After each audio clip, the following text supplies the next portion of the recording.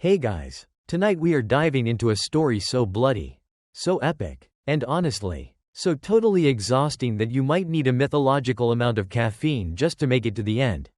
Forget gentle lullabies. Tonight, we're talking about a man who literally punched his way through two entire pantheons of gods, Kratos, the ghost of Sparta. You are about to relive every agonizing step of his journey, from a mortal general to the god of war, and finally, to an aging father trying to escape his own past. Imagine standing on a wind-whipped Greek mountain peak, the air thick with ozone and the distant screams of battle.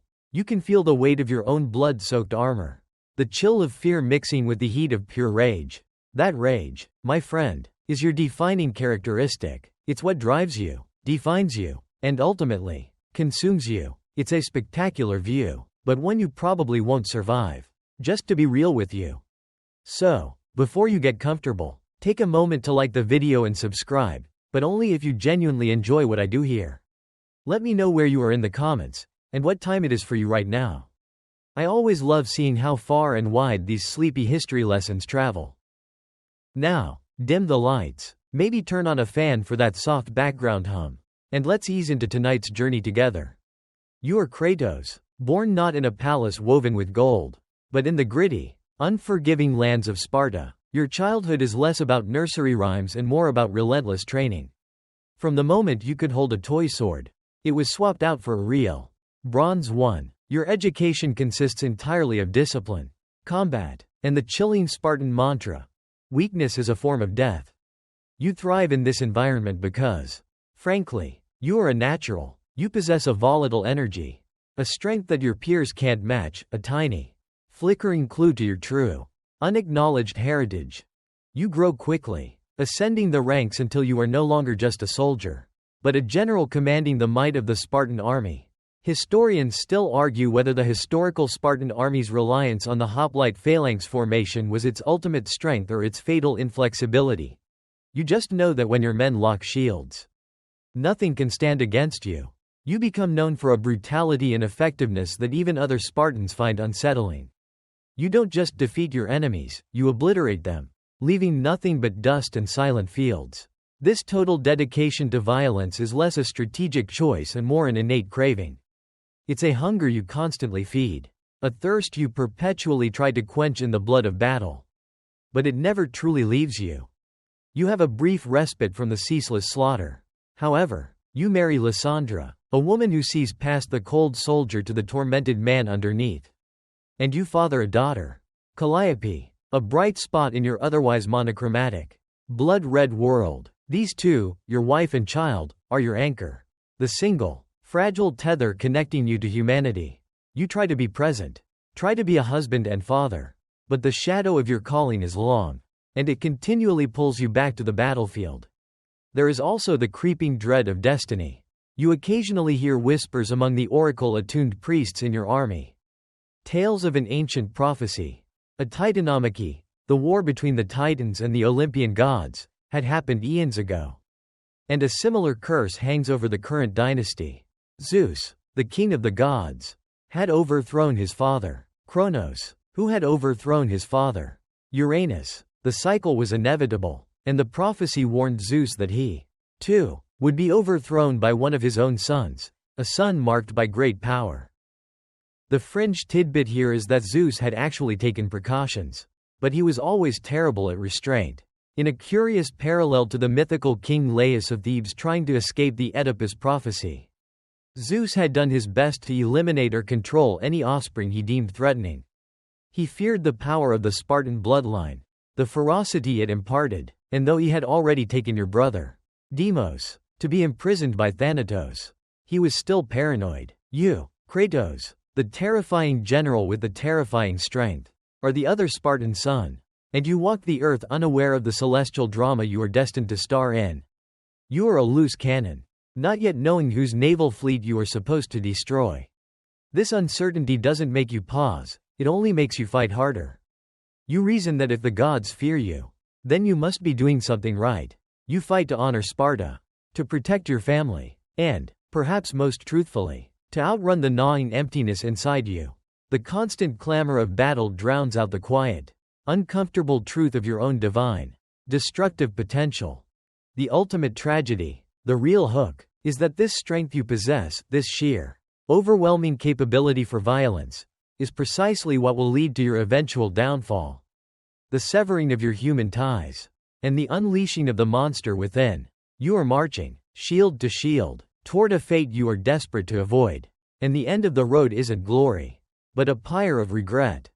But for now, the drums are beating, the dust is flying, and a massive horde of barbarians is bearing down on you. Shields gleaming under the harsh Mediterranean sun.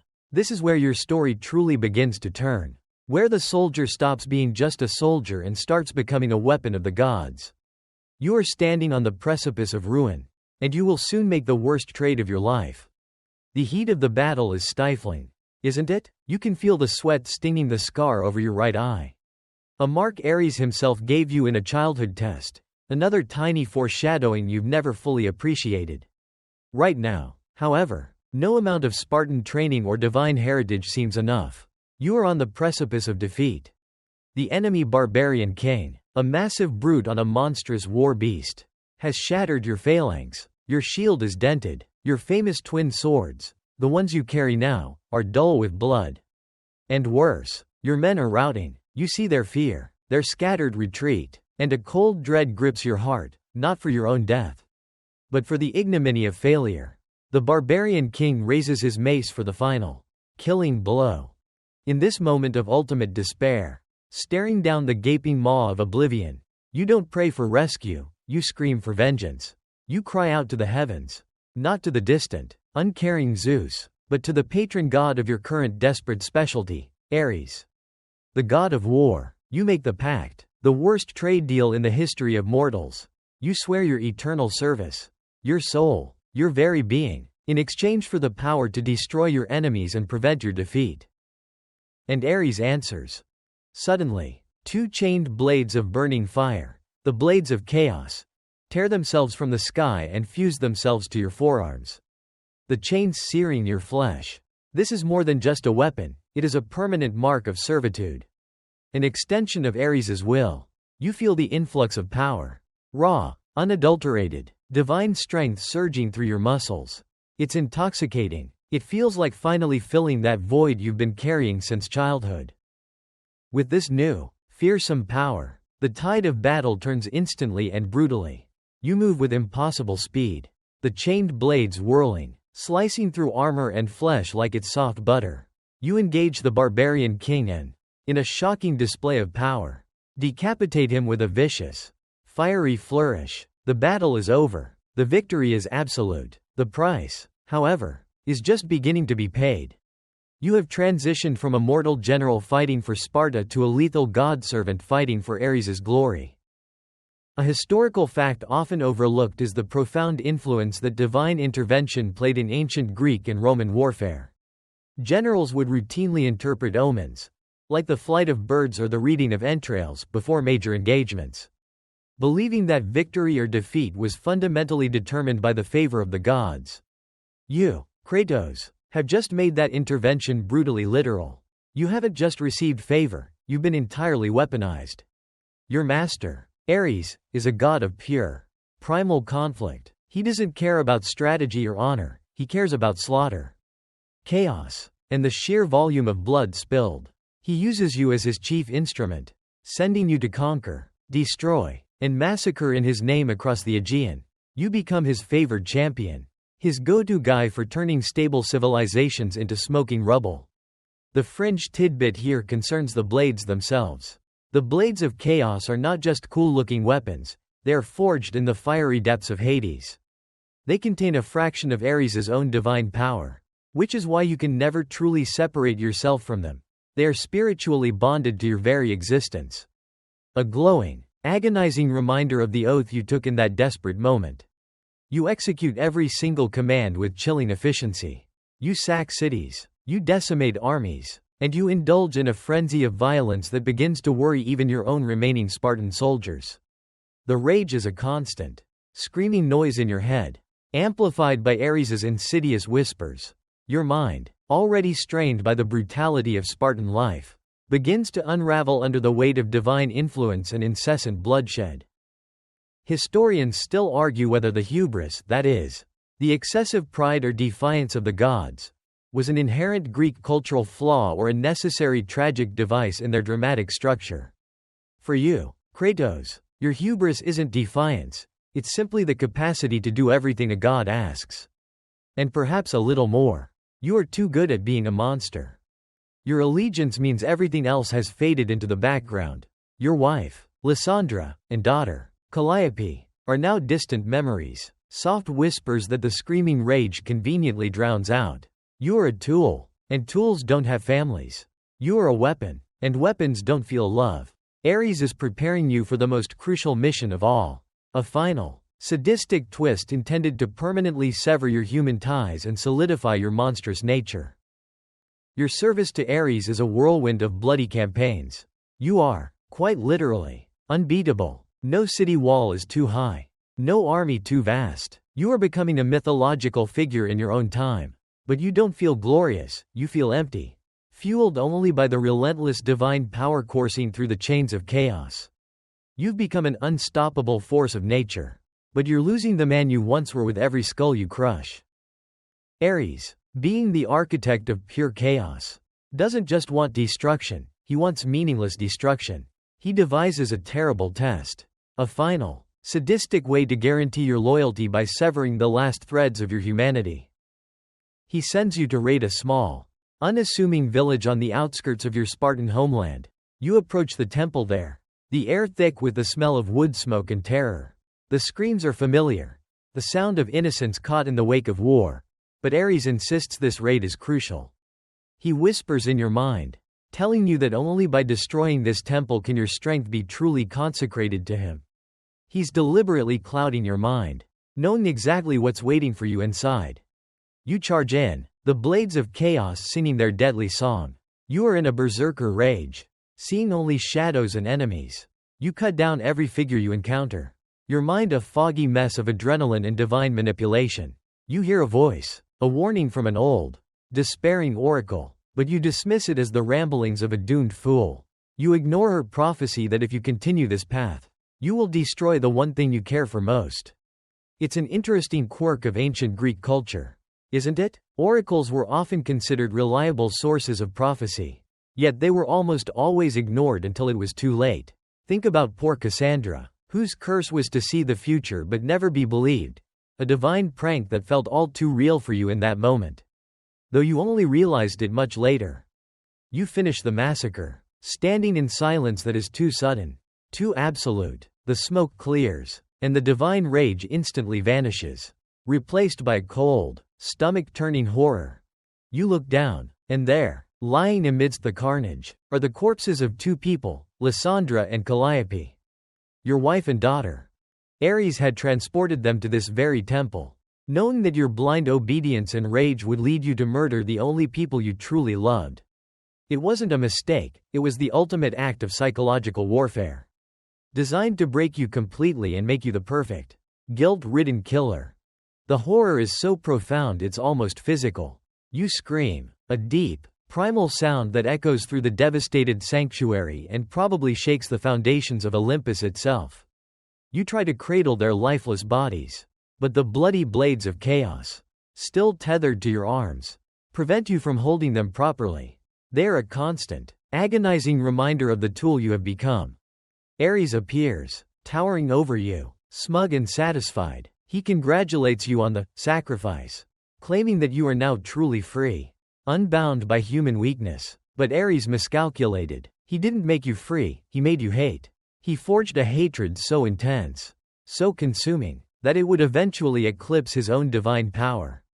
The oracle, spared by your madness, now emerges. She curses you, not with death, but with a living, unbearable reminder of your atrocity.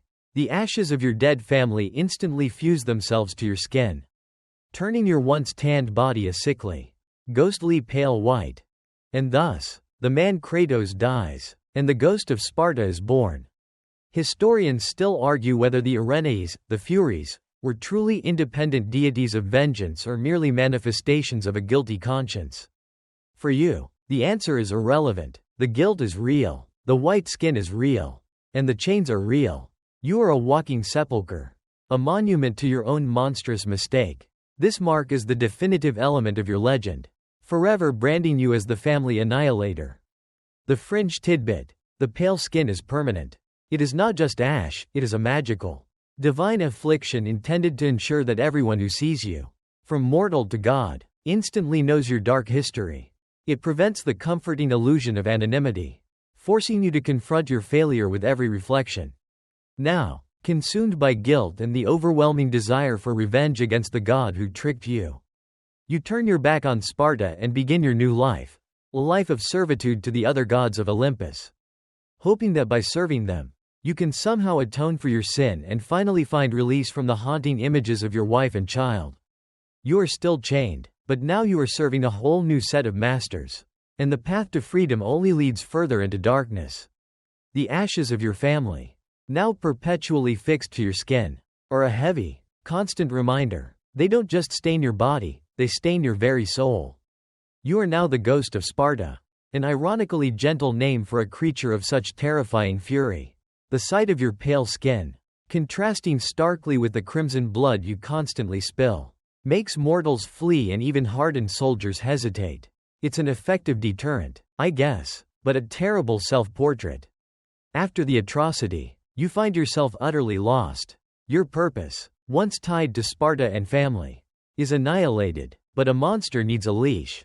And the Olympian gods, specifically Athena, step in to offer you one. They promise you absolution, relief from the nightmares and the chains. If you serve them for a decade, 10 long, grinding years of divine wet work, you agree instantly. What else do you have to live for but the slim, desperate hope of peace? Your decade of servitude becomes a horrifying blur. You are dispatched across the Greek world, battling creatures from the darkest corners of myth, the multi-headed Hydra, monstrous minotaurs, and the relentless Furies themselves. Oh, the irony of battling the very personification of your guilt. You carry out the will of Zeus, Poseidon, Hades, and particularly Athena, the goddess of wisdom and strategic warfare, who seems to take a special, calculating interest in your movements. You are their problem solver, their blunt instrument, their cleaner upper. You are the god-tier plumber, constantly fixing the mythological leaks in their domain. The mainstream historical fact here is that the ancient Greeks, unlike many later monotheistic cultures, believed their gods were fundamentally flawed, petty, jealous, adulterous, and manipulative. Your service reflects this perfectly. You aren't serving paragons of virtue. You're serving a dysfunctional, squabbling family of supremely powerful jerks who use you to settle their internal disputes. You quickly realize that the Olympians are no better, and perhaps far worse, than Ares. At least Ares was honest about his brutality. During these 10 years, the blades of chaos become extensions of your will. You develop a fighting style that is unique in its savagery, relying on brute force, momentum, and the devastating reach of the chained blades. Every swing is fueled by a decade of suppressed grief and burgeoning resentment. Every monster you tear apart is a stand-in for Ares, for Zeus, for the unjust cruelty of the cosmos. A quirky or fringe tidbit is that you had to endure the constant, low-level pain from the chains themselves. They were not just a fashion accessory, they were magically linked to the divine fire that forged them. And the perpetual heat was meant to curb any thoughts of rebellion. Think of it as a divine ankle monitor that literally sears your skin 24/7, definitely a bad look for a beach vacation. But the promised peace never arrives. Every time you complete a task, the nightmares return, sharper and more vivid than before. You see Lysandra and Calliope, their ghostly, ash-covered forms haunting your sleep, their silent accusation shattering any illusion of redemption. You go back to Athena, repeatedly, demanding the release you were promised. She offers only philosophical platitudes. She tells you that no man, even a semi-divine one, can truly forget such a sin. She suggests that the gods can remove the physical consequence of the sin, but not the memory or the guilt. That, she says with cold logic, is yours forever. This is the breaking point. The moment you realize that the Olympians never intended to set you free. They simply wanted a disposable weapon. Your decade of servitude, instead of leading to peace, has only sharpened your thirst for justice, not against random monsters, but against the very gods who have exploited your pain. The cycle of abuse you inherited from your birth father, Zeus, is now repeating itself in your life. Only you are the one taking the beatings. Historians still argue whether the dike, justice, the Greeks sought was purely retributive or restorative. For you, Kratos, it's about to become entirely retributive. If the gods won't grant you peace, you will take it, and the first target, the one who orchestrated your ultimate betrayal, is still standing tall, Ares. Athena, realizing you are slipping the leash and becoming too dangerous, decides on a drastic, final play. She gives you a mission that she believes will either destroy you or save Olympus. The task to find the only known weapon that can kill a god. The path to freedom, she implies, lies in one last, impossible act of service. So, Athena gives you your ultimate task, kill Ares. But since he's a fully fledged, immortal Olympian god, your blades of chaos, powerful though they are effectively just sharp scrap metal against him. You need something more, something specifically designed to crack the armor of divinity. You need the single item Zeus himself feared, Pandora's box. Your journey to find this box is the definition of mythological heavy lifting. The gods have hidden it deep within the temple of Pandora, a gargantuan, crumbling structure chained to the back of Kronos, the massive titan whom Zeus defeated and imprisoned for eternity in the arid, sandy deserts. Imagine being told to find a hidden safe, attached to the back of a mountain, that is currently crawling across the Sahara. That's your Tuesday afternoon. You start by having to navigate your way across the brutal desert, facing endless heat, monstrous scorpions, and the sheer existential dread of walking on the back of a defeated primordial god. Kronos is so huge that his fingernails are the size of boulders and the grit on his skin is rougher than any sandpaper. Every step he takes creates a minor earthquake, making your trek a constant, dizzying struggle to maintain footing.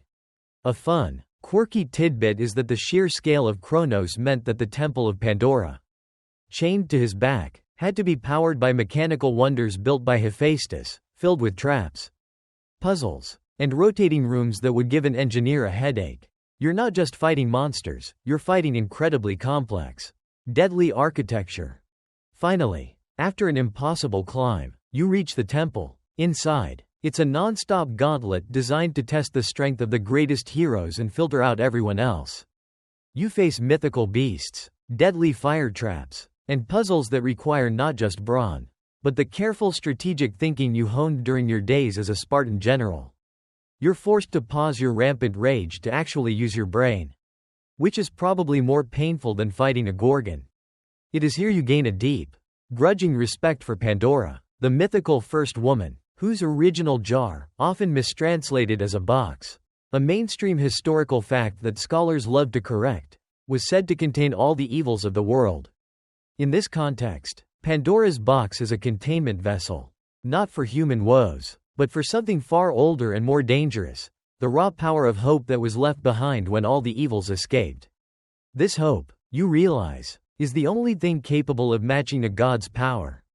Historians still argue whether the story of Pandora in Hesiod's works and days was an inherently misogynistic myth intended to blame women for the world's suffering, or simply a warning against unchecked curiosity. For you, Kratos, it's just a damn key to the power you need. But the final irony waits for you.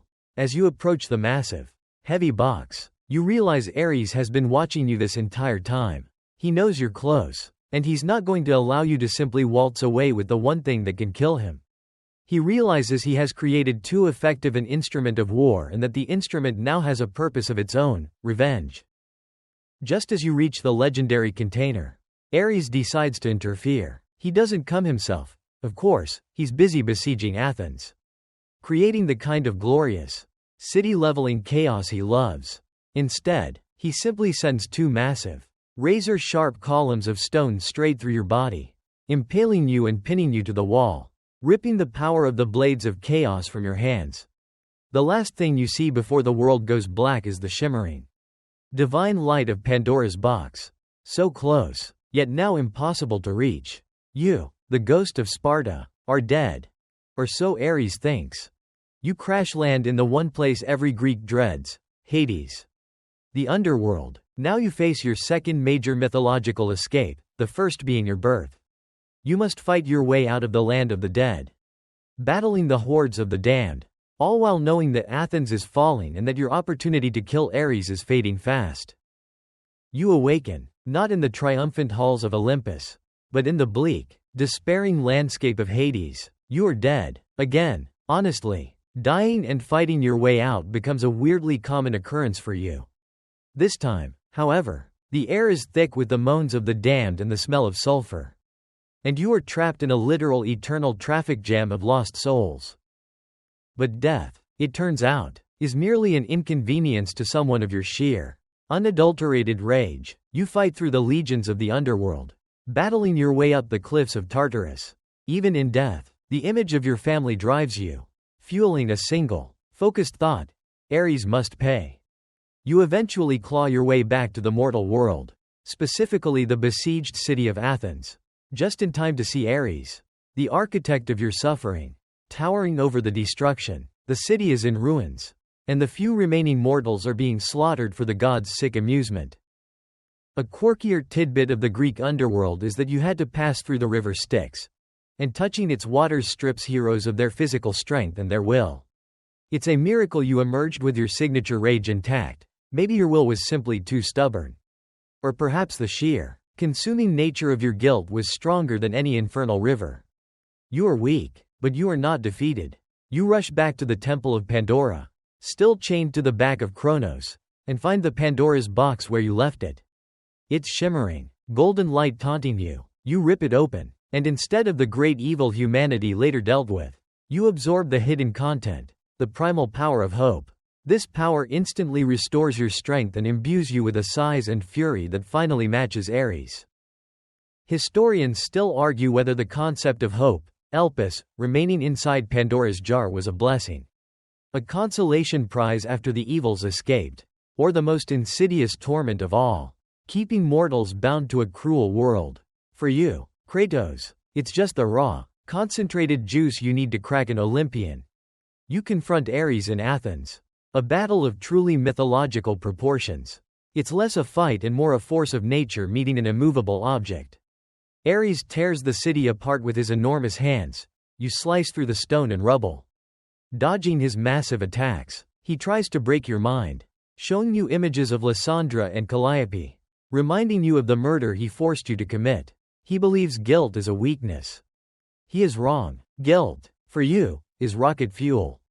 The mainstream historical fact about divine combat in Greek mythology is that it often mirrored human warfare, albeit on a grand scale, involving weapons, armor, and tactics, rather than abstract energy blasts. You honor this tradition by engaging in a grueling, physical brawl that culminates in you seizing the ultimate weapon, the blade of the gods, a massive sword that Ares had used to conquer the city. In the climactic moment, you use the blade of the gods to pierce Ares's gigantic form. But the finishing blow is not delivered with strength alone, it is delivered by the power of hope. Combined with the pure, unadulterated hatred you feel for him, you drive the sword deep into his chest. And as Ares shrieks and dissolves into light and shadow, the world stops spinning for just a second. Ares is dead, the war god has fallen to his own champion. You have completed the impossible task. The Olympians, seeing you standing victorious amidst the ruins of Athens, applaud your monstrous achievement. Athena appears and commends you. You demand the promised reward, the removal of the chains and the end of the nightmares. But Athena, in her cold, calculating wisdom, gives you only half a victory. She explains that while the gods will forgive the act of patricide, Ares was Zeus's son. After all, they cannot erase the memory or the stain of your mortal sins. The nightmares, the ashes, and the guilt are eternal. She says, they cannot be removed. Instead, she offers you a new throne. Because Ares is dead, Olympus needs a new god of war. You accept the throne, reluctantly, feeling utterly betrayed. You are now an Olympian, yet you feel less free, more shackled than ever before. You are a ghost, a murderer, cursed with a title that perfectly encapsulates your tragedy. You have traded one agonizing servitude for another, and the rage, far from being extinguished, is now divine. You are now the god of war. residing on Mount Olympus. Congratulations, you've got a shiny new throne, an infinite capacity for divine mischief, and the exact same unrelenting nightmares. It turns out godhood doesn't come with an amnesia feature, which is a seriously poor design choice, if you ask me. Your time on Olympus is not the triumphant reign you might expect. You become known as the most destructive and capricious god, even by Olympian standards, instead of settling down to enjoy the infinite nectar and comfortable clouds. You dedicate your new divine power to war and carnage, not for strategy or conquest, but for the sheer, unbridled catharsis of destruction. You use your position to continually interfere with the mortal world, sending your Spartan armies to ravage cities in your name, fostering eternal conflict. You are trying to fill the void, that nagging emptiness left by Lysandra and Calliope, with the noise of war. But it's a bottomless pit. The other Olympians, always jealous and quick to paranoia, start to regard you with deep suspicion. You are too volatile, too powerful, and fundamentally, too mortal in your rage to be trusted. The mainstream historical fact about Olympus is that it was, in the Greek imagination, not just a mountain but a literal divine city, a place of beautiful palaces, banquet halls, and stables for the gods' chariots. You, Kratos, quickly realize the city of Olympus is less a sanctuary and more a highly dysfunctional, very powerful condominium association where everyone hates their neighbors. Your destructive interference reaches a peak when you try to directly aid your Spartan armies, only to be blocked by Zeus. Zeus warns you that you must stop destroying his favored cities, reminding you that divine law prohibits a god from directly attacking mortals unless provoked. This isn't about protecting humanity. It's about Zeus preserving his own power structure and sense of control. You ignore him. You are a wrecking ball wearing a toga, and you are far past caring about divine etiquette. Your actions provoke a direct confrontation, an event known as the Titan's betrayal because it involves the massive Titan, Kronos, whom Zeus previously imprisoned. Zeus unleashes his wrath upon you. In a moment of supreme arrogance, he deceives you by pretending to offer aid, then uses the blade of Olympus, a sword he forged with his own power, to strike you down. This is a critical, quirky tidbit. Zeus had previously channeled much of his immense power into the blade of Olympus to end the First Great War. When he stabs you with it, he is effectively using a weapon forged from pure divine authority, a power even greater than the hope you absorbed earlier. You fall, stripped of your divine power, plummeting from the sky, a spectacle of godly downfall witnessed by all. You crash into the shattered remnants of the Titan Gaia, who is the very embodiment of the earth itself, and who has been trying to ascend Mount Olympus to take revenge on the Olympians for imprisoning her children. The Titans. Historians still argue whether the succession myth, where Zeus overthrows Kronos, who overthrew Uranus, was meant to represent a progression toward better, more rational gods, or if it simply illustrated the eternal, cyclical nature of power struggles. For you, Kratos, it illustrates one thing. Zeus is a liar and a hypocrite who fears the prophecy about his own sons so much that he'll kill them first. As you lie dying, Gaia, the enormous Titan, addresses you. She reveals that she and the other surviving Titans have been plotting their revenge on the Olympians for millennia. And they view you, the discarded, furious son of Zeus, as their new, perfect weapon. This betrayal is the final push. Ares betrayed you to make you his ultimate servant. Athena betrayed you by denying you peace. Now Zeus has betrayed you, leaving you to die. Your rage solidifies into a purpose: destroy all of Olympus. You accept Gaia's assistance, forging a temporary, tactical alliance with the Titans who see you merely as a pawn for their own massive game of celestial chess. You are dying, stripped of godhood and impaled. But the fire of hatred burns hotter than ever. You have one job left: get back out of the underworld. Yet again, and then find a way to turn the tables on your divine father. So, you're back in the underworld. But this time it's different. You haven't just been killed. You've been annihilated by a weapon of ultimate divine power. The blade of Olympus. You are weaker than you've ever been. Stripped of the power of the blades of chaos and the god of war title. You land in the deepest, most agonizing reaches of Hades. However, death, as we've established, is merely a short detour for you. The fall wasn't an accident, it was a rough landing into the waiting arms of Gaia. The massive Earth Titan, she appears to you, her massive, stony face looming over your broken body. And she offers you a chance to return, seeing you as the perfect, rage-filled instrument to finally end the tyrannical rule of her grandson. Zeus, she is the ultimate revolutionary. And you are her grenade. Gaia imbues you with just enough residual power to pull you from the abyss. You begin the long, gruesome climb back to the surface. This journey is a pure battle of willpower. You fight through the armies of Hades, all of them eager to claim the soul of the fallen god of war. This time, the underworld feels more personal. You see visions of your past victims and the specters of your own guilt trying to drag you back down into the depths. A quirkier tidbit about the Greek underworld is that one of the most agonizing experiences wasn't the monsters, but the eternal, pointless labor, like Sisyphus rolling his boulder, designed to break the spirit. Your fight is a direct refusal of that pointless despair, your rage is your purpose. And it keeps you moving.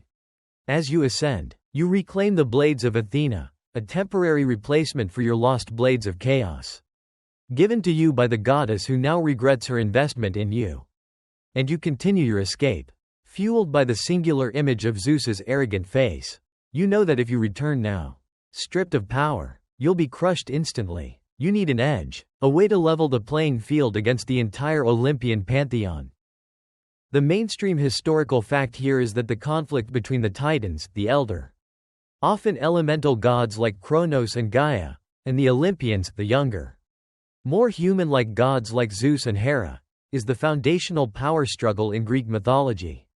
This ongoing war, the Titanomachy, is the cosmic backdrop to your personal vendetta. You, the son of Zeus, are now fighting alongside his ancient, generational enemies. You burst back into the mortal world, arriving in the thick of the second Titanomachy. The Titans are literally climbing Mount Olympus, scaling the cliffs and battling the assembled Olympian gods. It's chaos on a grand, world-shaking scale. You confront the colossal statue of Rhodes, now animated by Zeus's power, and you retrieve the blade of Olympus, the very sword that killed you. By wielding it, you momentarily reclaim a fraction of your lost power, transforming back into the intimidating, divine force you once were, now with a massive god-killing weapon in hand. But even with the blade, you realize the war is too massive. You can't fight all the gods and all the titans and still get to Zeus.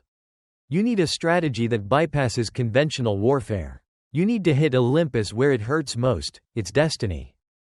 Historians still argue whether the concept of Moira, fate, was entirely distinct and superior to the will of the gods, or if the gods merely interpreted and carried out a universal, predetermined cosmic order. For you, Kratos, the distinction is crucial. If fate is merely a thread spun by powerful beings, then those beings can be controlled. And that leads you to your next, most audacious target. You reason that if destiny is already written to ensure Zeus's victory, you must find the writers. You must find the sisters of fate, the Moirai. If you can control the thread of your own destiny, you can rewind time to the moment Zeus betrayed you. Or even better, rewind time to a point where you can ensure your own victory and his utter destruction. It's the ultimate do-over. The mother of all, I wish I could go back and change things, moments. You turn your back on the ongoing Titan war and set off for the treacherous island of creation, the secluded home of the sisters, knowing that manipulating destiny is probably the most dangerous thing you've attempted yet. Your journey to the island of creation is a testament to how utterly unhinged you've become. You're not just sailing across the ocean. You're heading toward the metaphysical hub of existence, the place where all of reality is woven. Think of it as the ultimate Greek bureaucratic office. And you, Kratos, are here to file an extremely aggressive complaint. The island itself is a massive, shifting labyrinth of mechanisms, traps, and living statues, all designed to protect the Sisters of Fate, the Moirai, from anyone foolish enough to try and rewrite their destiny. You encounter the Titans Atlas and Typhon, both imprisoned and used as structural elements of the island, a quirky tidbit about Zeus's commitment to resource recycling. You are literally climbing inside the tortured bodies of primordial gods just to reach your goal. This whole endeavor is deeply philosophical. Which, let's be honest, is not your strong suit. You are driven by the belief in free will. The idea that your choices, particularly the choice to kill Zeus, can override the cosmic script. The Moirai, however, are the embodiment of destiny, or Moira, the unwavering law that dictates everything from the fall of a leaf to the downfall of an Olympian. They represent the ultimate, cold truth. Nothing happens by accident, and your life is just a thread on their massive loom. The mainstream historical fact is that in Greek belief, even the mighty Zeus was subject to the Moirai. They were usually depicted as three old women: Clotho, the spinner, who spins the thread of life; Lachesis, the allotter, who measures it; and Atropos, the unturnable, who cuts it. They are older, colder, and more powerful than the Olympians themselves. They are the ultimate cosmic management team. You fight your way through their temple, a brutal series of battles that tests your every skill. You encounter heroes from Greek history who failed in their quest to change fate, now doomed to wander the island as broken. Cautionary tales. You fight the legendary Perseus, who mistakes you for another pawn and forces a confrontation. You dispatch him, feeling a hollow pity for a man whose glory was entirely fleeting and subject to the Moirai's shears. Finally, you confront the sisters themselves. Lachesis and Atropos appear first, attempting to dissuade you with logical arguments and chilling prophecies. They show you visions of your own inevitable death at the hands of Zeus, reminding you that your defeat is already woven into the fabric of time. They argue, essentially, that your struggle is futile, a waste of perfectly good rage. But your rage, as we know, is stubborn. You don't listen to reason, you listen to the deafening scream of guilt and the thirst for revenge. You engage them in combat. The fight is less about brawn and more about manipulating the environment and exploiting the sisters' attempts to shift time and space around you. Historians still argue whether the Greek conception of fate was truly fatalistic, a crushing inevitability, or if it allowed for a degree of human agency, the freedom to choose how one responds to that fate. For you, Kratos, the debate is over. If they can be stabbed, they can be controlled. You kill Lachesis and Atropos, a blasphemous act against the core law of the cosmos. Now you enter the loom chamber, the massive engine of destiny where the threads of every mortal and god are spun. Here, you meet the third sister, Clotho, the spinner. She is less a fighter and more a monumental, grotesque guardian of the machinery. You must literally tear apart the inner workings of the cosmos to get to the loom itself. You seize control of the loom. You don't just want to change the past, you want to re-enter it. You decide on the single, most critical moment, the point where Zeus betrayed you with the blade of Olympus. You are going back to the past not to correct a mistake, but to complete an interrupted murder. You stand over the loom of fate, the cosmic tapestry of existence shimmering beneath your chained fists. This is it. You have defied the ultimate cosmic law, shattered the rule of the Moirai, and now you hold the needle and thread of time itself. You don't hesitate. With a roar of triumph that is half grief, you yank your personal thread back to the moment Zeus betrayed you. You plunge back into the past, appearing on Mount Olympus just as the war between the Olympians and the Titans is reaching its crescendo.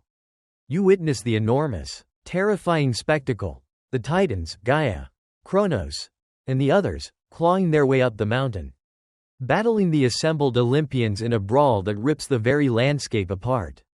It's glorious, horrific chaos.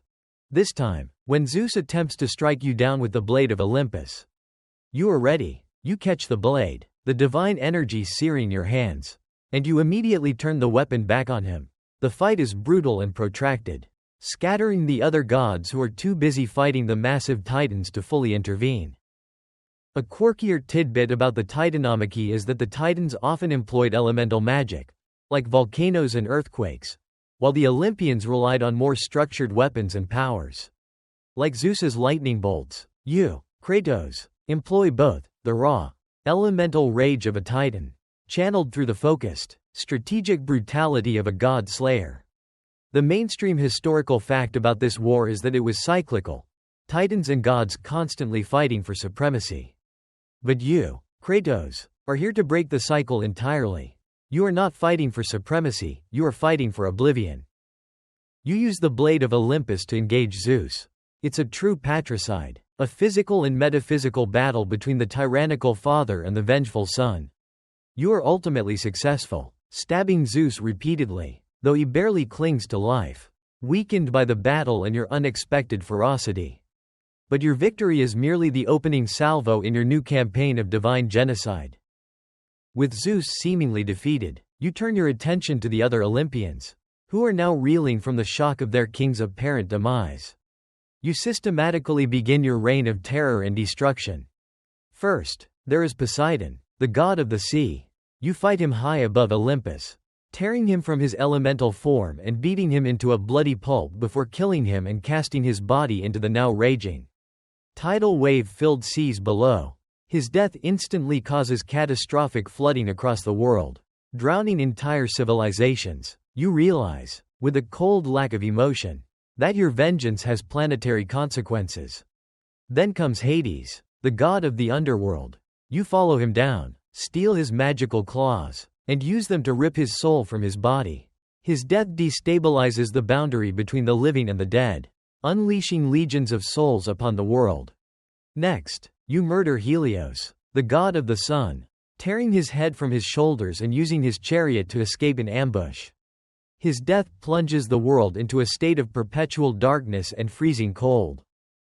You show no mercy to Hermes, the messenger god, or Hera, the queen of the gods, or even to the kind-hearted Hephaestus, the blacksmith god, whom you reluctantly execute to get the weapon you need. Every god you kill unleashes a new, world-ending plague upon Greece. It's a reverse Pandora's box, where the evils contained within the gods themselves are now free to roam.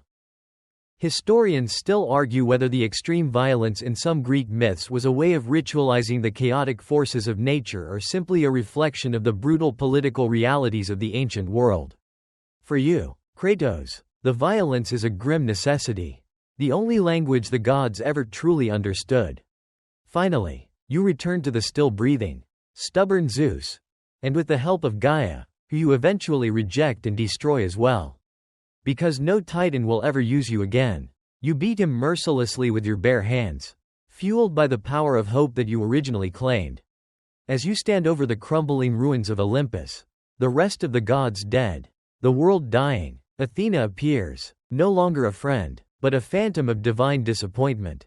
She reveals the truth of Pandora's box. The hope was meant for her, the only one capable of wielding it responsibly to rebuild the broken world.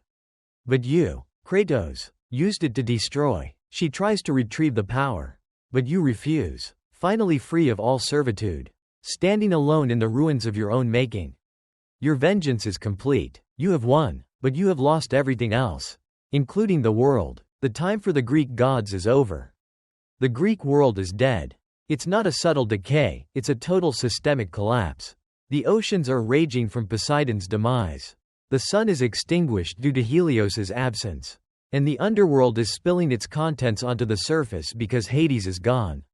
You stand on the precipice of what was once Mount Olympus, a silent witness to your own ultimate, devastating victory. You have achieved your vengeance, but the price is the utter annihilation of a civilization. In this moment of profound, cold silence, you realize that the rage is finally fading, replaced by a terrible, empty exhaustion. You haven't found peace, you simply created a universal graveyard. Athena, in her spectral form, appears one last time, accusing you of destroying the world and lamenting the hope you selfishly kept. She insists that you, the ultimate weapon, must hand over the power to her so she can restore order. You refuse. You are done being a pawn, even in the name of salvation. In a final, desperate act of defiance and despair, you plunge the blade of Olympus into your own body, attempting to kill yourself and, more importantly, release the power of hope back into the dying world. It's a quirky tidbit of your existence that attempted suicide, in this case, actually ends up saving the mortals of Greece, as the power of hope is momentarily released and spreads, allowing humanity a tiny chance to survive the apocalypse you created. But you survive, because even death can't seem to hold you for long. You are found, still alive, by the spirit of Athena, who finally takes the blade of Olympus. You realize you cannot stay in the ruins of the Mediterranean. Every shore is littered with the remnants of your crimes, And every shadow whispers the names Lysandra and Calliope. You need a place where the gods are different. Where the concept of God of War has no meaning. And where the prophecy of the past cannot touch you. The mainstream historical fact about this period is that the collapse of Greek power was gradual. But your story makes it instant and violent. You decide to escape the entire mythology. You find a ship and sail north, away from the familiar constellations and the known sea lanes, determined to find a new beginning. You spend years at sea, eventually landing on a distant, colder shore. You are no longer in the Hellenic world. You have sailed to the realm of the Norse gods. A land that mortals call Midgard. Your appearance changes drastically. You discard the ash-white armor and the crimson markings. You try to wash the ash from your skin, but the curse remains, leaving you with that distinct, pale coloration, a fringe tidbit that reminds you of your past even in anonymity. However, you cover yourself in thick furs and grow a massive, protective beard, the chains and the blades of chaos, now permanently bound to you again. Another agonizing reminder, are locked away, hidden deep beneath the floorboards of your new home. You try to live as a simple mortal man. Historians still argue whether the gods of Asgard were originally imported from other European tribes or were indigenous to the Scandinavian peninsula. For you, Kratos, they are simply new, unfamiliar deities you desperately hope to avoid. You are trying to be silent, trying to be a shadow in the vast, cold forests. You find a secluded patch of land. You build a modest cabin. You live off the land, hunting and fishing, burying your past under layers of ice and stoic silence. This self-imposed exile is an agonizing test of self-control. You are constantly fighting the urge to unleash the divine rage, constantly trying to suppress the ghost of Sparta. You are seeking peace, but in the mythological world, peace is just a lull between battles. You are about to meet the one person who will fundamentally change your path. Not through war, but through unexpected, quiet love. You are deep in Midgard, the world of men and strange, cold magic. The silence is deafening after the screams of Olympus. You have buried your blades, your past, and the very memory of your divine title. You live as a hunter, a man of wood, stone, and absolute, crushing silence. This isolation is your self-imposed prison, a desperate attempt to contain the monster inside. Then, you meet Faye. Her full name is Faye, though you only know her as a strong, kind woman who lives in the neighboring woods. She is a giantess, but that crucial truth is hidden from you, a quirky tidbit that will be revealed much later. She sees the brokenness beneath the beard, the agony behind the cold eyes, and the sheer terror you have of your own nature. She doesn't try to fix you or fight you, she simply accepts the silence, the scars, and the constant, low-level rage. Fate teaches you how to love again, not with the passionate, reckless abandon of your youth, but with a quiet, grounded maturity. She is your anchor in this cold new world, the one thing powerful enough to keep the ghost of Sparta buried. She gives you something more than peace, she gives you purpose beyond destruction. The mainstream historical fact here is the role of marriage and the household in most ancient and mythological societies, which was typically the primary source of political and economic stability. For you, it's the source of your last remaining scrap of humanity. You marry her, and for a time, you find contentment. You feel what you think is true freedom, the freedom from your own destructive past. Then comes your son, Atreus. His birth is an act of creation that runs counter to your entire existence as a destroyer. He is a small, bright, and utterly mortal reminder of your fragility. You love him fiercely, but your fear is crippling. You refuse to teach him the full extent of your combat training, insisting he must learn only to hunt and survive, not to war and conquer. You are terrified that the violence within you is genetic, and that teaching him to fight will unleash the prophecy of destruction all over again. You maintain a severe emotional distance, teaching him only with gruff lessons and stoic corrections. You never speak of Greece, of Ares, or of the Olympians. You never reveal that you are the son of Zeus, a god, or that he himself is a Bonch, a half-god, half-giant of immense potential. You want him to be safe. And in your mind, safety means ignorance of the cosmic chaos that is your family history. Historians still argue whether the concept of fate versus free will in Norse mythology, with Ragnarok being an inevitable, prophesied ending, was more absolute than in the Greek tradition. For you, Kratos, that distinction is now personal. You are actively trying to exert free will over the fate of your son by keeping him ignorant of his destiny.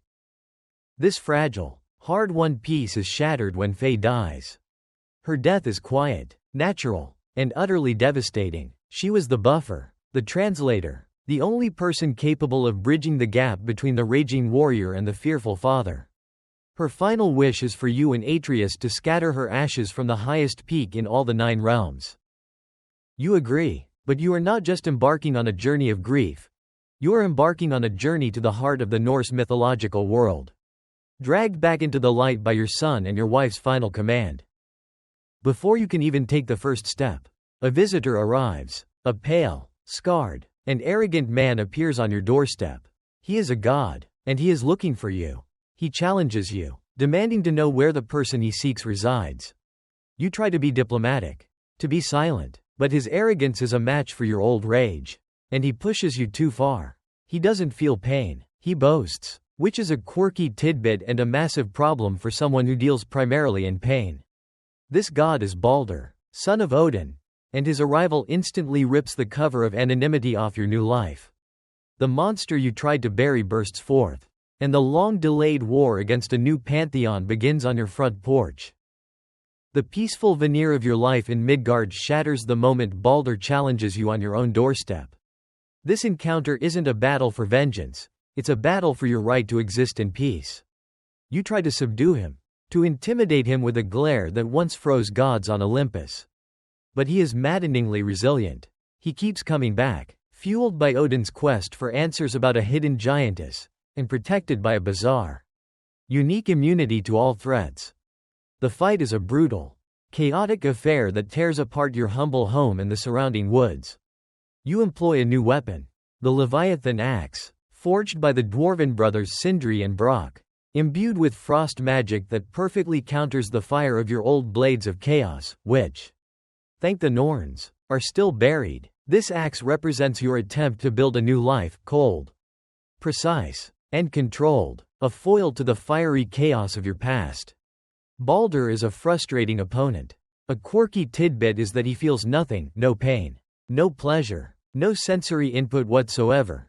A curse cast upon him by his mother, Freya. This immunity makes him relentlessly arrogant and utterly impossible to stop through conventional means. You can break his bones. You can toss him off cliffs.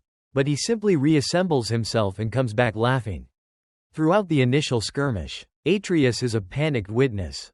He sees the brutal, godlike strength you've kept hidden from him, and the violence you've tried so hard to suppress.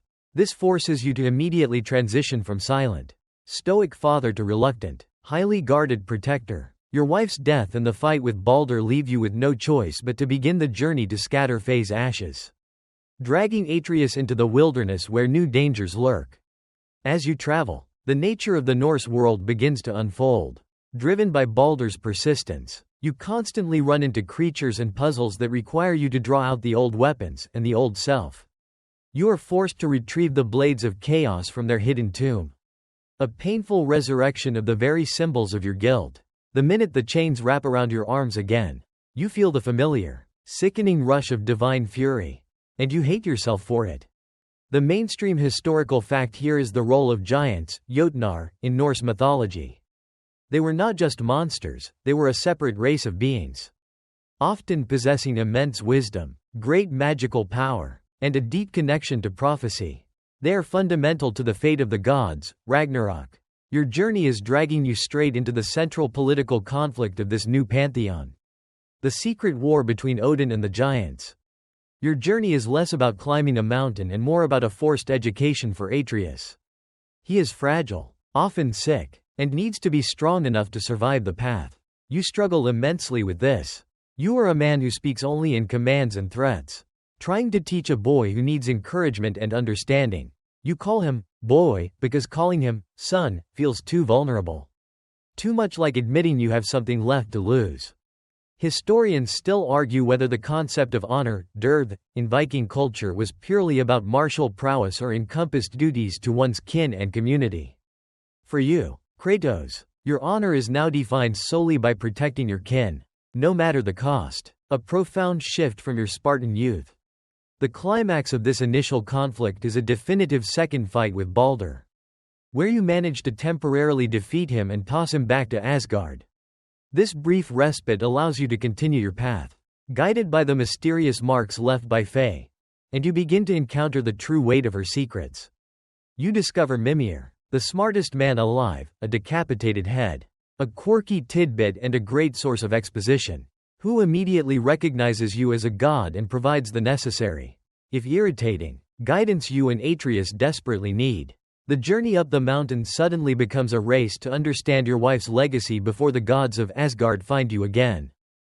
With the initial threat of Baldur neutralized, you continue your ascent, dragging Atreus deeper into the frigid wilderness. The journey is now punctuated by the unsettling, garrulous presence of Mimir, the smartest man alive, whose severed head you carry like a grumpy, all-knowing lantern. Mimir immediately recognizes the deep, unhealed wounds in your soul, and your true identity as a Greek god, but respects your silence, focusing instead on navigating the strange politics of the Nine Realms. The entire expedition becomes a race against time, not just to reach the peak, but to understand the secrets that Faye deliberately kept from you. Her final journey is revealed to be a path marked with symbols only the giants could read, leading you to encounter the dwarven brothers Brock and Sindri, master blacksmiths who forged both the Leviathan axe and Thor's Mjolnir. A quirky tidbit is that the dwarves constantly bicker over the credit for their creations, a classic sibling rivalry played out across entire dimensions. You and Atreus finally reach Jotunheim, the realm of the giants, a place Odin specifically sealed off and desperately wants to access. This is where the truth of Faye is revealed in a series of breathtaking murals.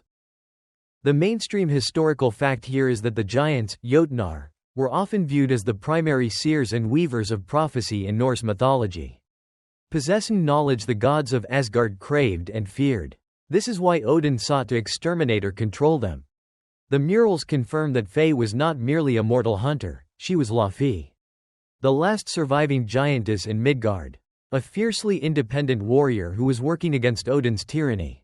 Your years of domestic tranquility were, in reality, a quiet act of resistance against the All-Father.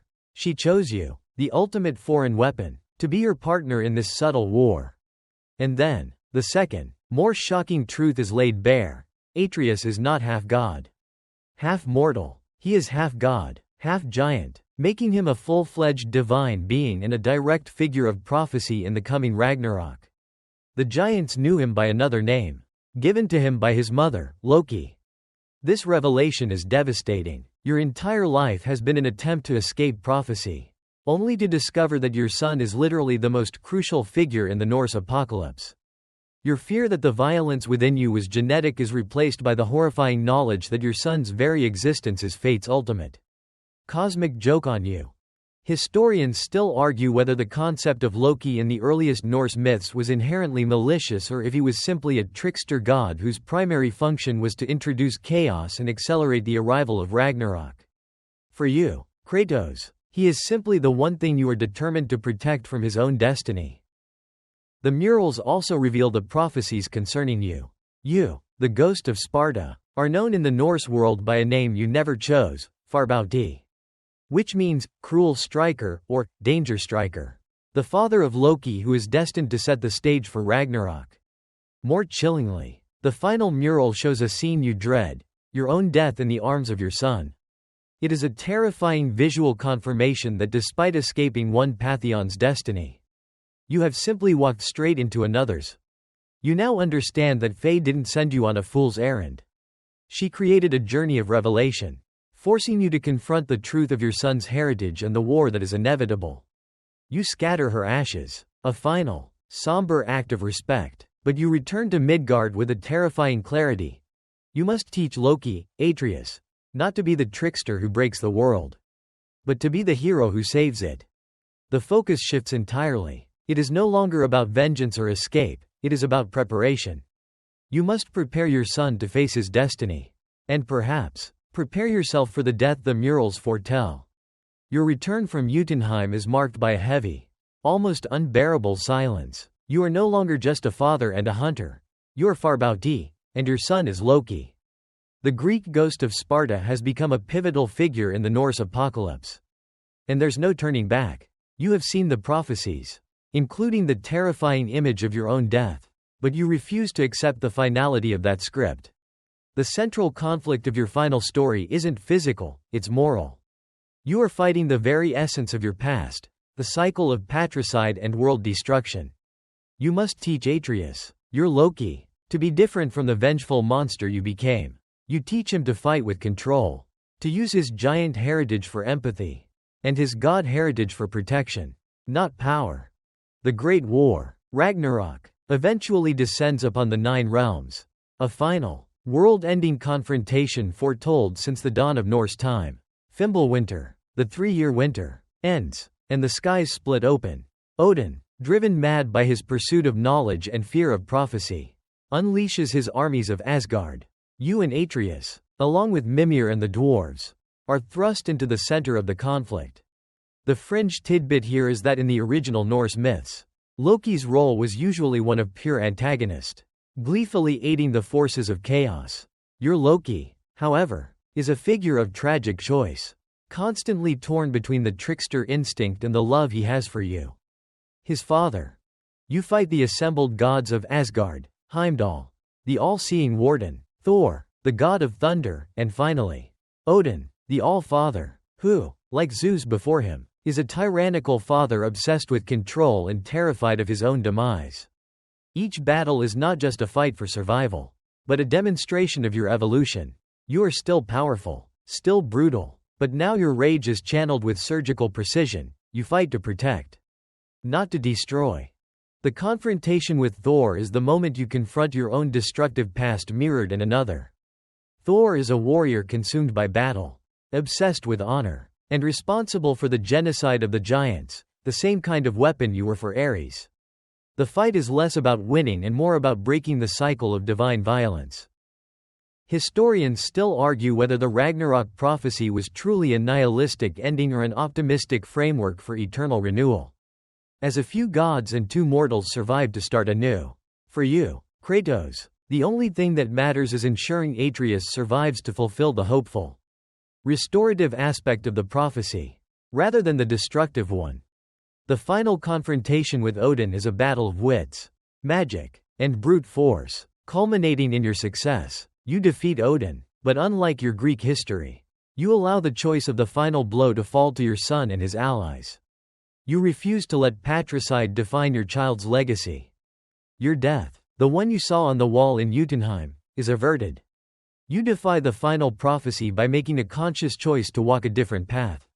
The mural cracks, the future changes. You realize that your free will, the ability to choose to be a father rather than a monster, is ultimately more powerful than the cosmic dictates of the Norse Norns.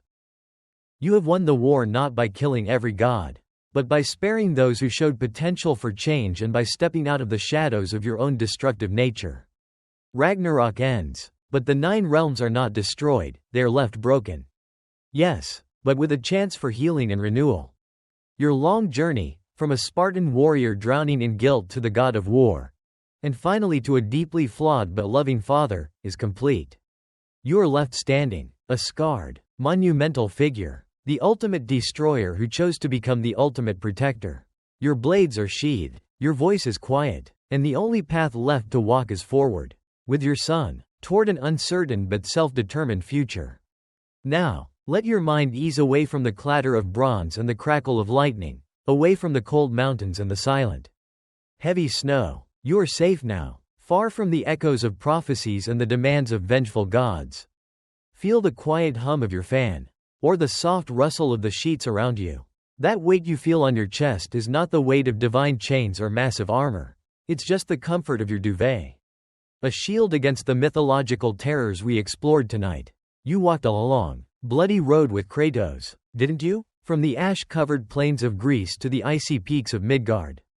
You saw how one man's fury could shatter worlds, and how one small, quiet love could begin to piece them back together. Every terrible choice, every scream of rage, every desperate sacrifice, is now just a story fading into the quiet dark. There are no more monsters under the bed, only the soft shadows playing tricks on your eyes. Let your breathing slow, Let your shoulders relax. There are no more giants to climb. No more gods to fight. Just the peaceful drift toward rest. Everything is calm. Everything is quiet. Just sleep now, and welcome the sweet, deep dreams. Thanks for watching the video.